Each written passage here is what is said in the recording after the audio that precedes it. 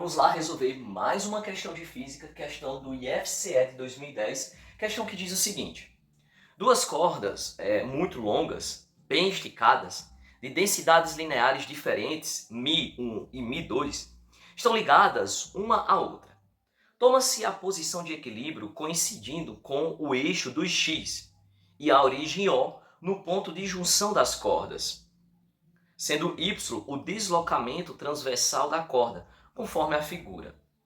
Uma onda harmônica progressiva, I, que é igual a 1 vezes o cosseno de K1x menos ômega-t, viajando na corda 1, quando x é menor do que zero, incide sobre o ponto de junção, fazendo oscilar com frequência angular ômega. Isto produz, na corda 2, quando x é maior do que zero, uma onda transmitida de mesma frequência, yt, igual a A2 vezes o cosseno do ângulo, K2x menos ômega-t. E dá origem, na corda 2, a uma onda refletida, e aí nós temos a yr e o valor, né? Calcule os coeficientes de transmissão e reflexão para essa situação, em termos das velocidades v1 e v2, das ondas nas cordas 1 e 2, respectivamente.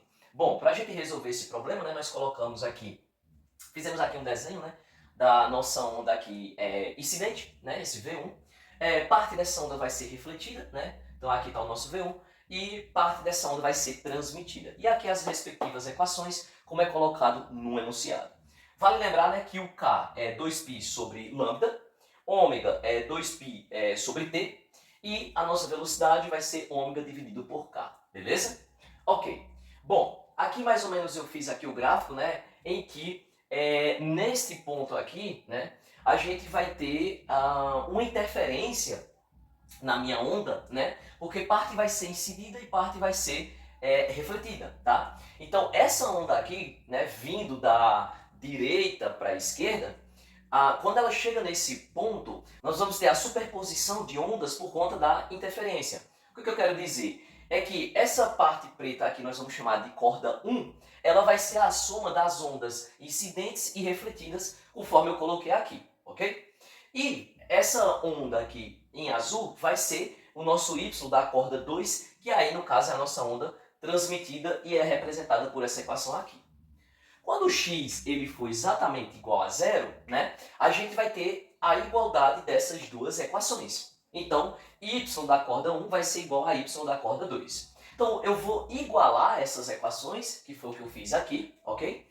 E aí uma informação importante é que a função cosseno ela é uma função par. Cosseno de menos ômega t vai ser igual ao cosseno de ômega t, né? E aí eu posso simplificar os cossenos, e aí eu vou ter essa equação de número 1 aqui, beleza? Depois a gente vai analisar a suavidade da nossa função, né? Então nós vamos aqui pegar a derivada, né, parcial em relação a x da minha corda 1 e igualar com a derivada parcial em x, né, da minha corda 2, tá? Porque a inclinação da reta, né, tangente a essa curva nesse ponto, a essa inclinação ela tem que ser igual em ambos os lados, né?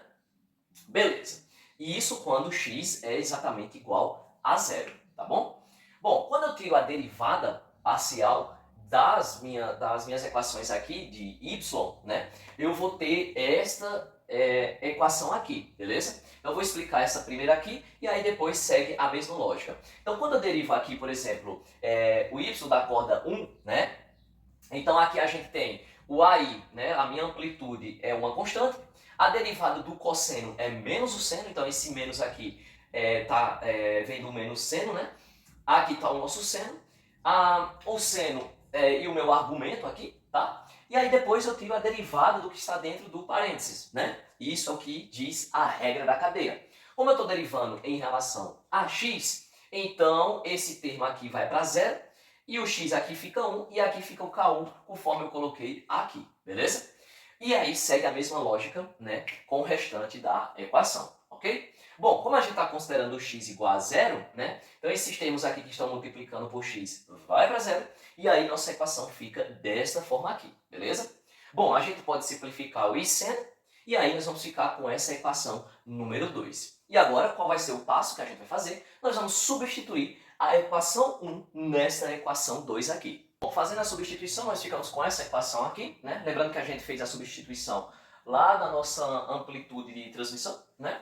Era um AT que a gente tinha, e AT é a mesma coisa de AI mais AR, beleza? Então nós ficamos com essa equação aqui. Bom, e aí a gente vai organizar essa equação, né? Então observa que aqui a gente tinha um K positivo, passou para o outro lado da equação, ficou negativo, né? E aí a gente tinha aqui um K1 negativo, passou para o outro lado positivo, beleza? Organizando essa equação, e aí a gente vai isolar aqui, né? Como a gente tem aqui AI e AI, então colocamos o AI aqui e o K1 menos o K2 entre parênteses, né? Mesma coisa fizemos do outro lado da nossa equação, isolamos ali o AR, tá? E aí esse termo aqui, como está multiplicando o AR, ele passa para o outro lado dividindo, então isolando o nosso AR, né? O nosso coeficiente, a nossa amplitude refletida, nós ficamos com essa equação. Bom, como eu tinha mostrado, né, anteriormente, V é igual a ômega sobre K, isso quer dizer que K é a mesma coisa de ômega sobre V, e aí onde tiver K eu vou substituir por ômega V, que foi o que a gente fez aqui, beleza? Como a gente tem ômega aqui, dentro do parênteses, né, aqui dos dois lados, a gente vai isolar, a mesma coisa que vamos fazer aqui, então colocamos esse ômega para fora do parênteses e esse ômega para fora do parênteses, então a gente pode simplificar. E aí nós vamos tirar o MMC aqui dos denominadores, né? A gente tem aqui tanto para esse denominador aqui, como para esse aqui, beleza? Tirando o MMC em ambas as partes, ficamos com esses valores aqui. E a gente vai substituir na nossa equação. Qual é o objetivo? Simplificar esses denominadores aqui e chegar a essa equação aqui, que é a nossa amplitude refletida, beleza? Bom, a gente sabe, né, pelo quadro anterior, que AT é igual a R mais AI. Então, esse AR aqui, né, nós acabamos de descobrir, vou substituir aqui dentro, beleza? Então, substituindo, ficamos com essa equação. E, novamente, né, vamos tirar aí o mínimo múltiplo comum desse denominador com um 1 aqui, né? A gente tem 1 aqui, beleza? Quando a gente faz isso, nós ficamos com essa equação, ok? E aí depois a gente multiplica, né? Isso aqui que está fora do parênteses, né? E com o que está dentro do parênteses. E aí nós ficamos com essa expressão. E aí dá para a gente simplificar esse termo aqui com esse T, beleza? E aí nossa amplitude de transmissão ficará da seguinte forma. Bom, e aí a gente fica com essa equação aqui, né, da nossa amplitude de transmissão. 2 vezes V2 dividido por V2 mais V1 vezes AI, ok? Bom, e aí agora dá pra gente calcular, né, baseado nas equações que a gente já obteve, com essa daqui, dá pra gente calcular o coeficiente de transmissão, né, que no caso aqui vai ser a razão entre a amplitude de transmissão e a amplitude incidente, e aí a gente tem isso aqui como resultado, né? Basta a gente pegar esse AI e passar para cá dividindo. E o coeficiente de reflexão, né? E aí pela equação anterior a gente tinha calculado, né, que era AR, que era igual a esse aqui multiplicado por AI, então basta passar o AI dividindo, né? E a razão entre AR e AI vai ser o nosso coeficiente de reflexão como resultado isso aqui, beleza?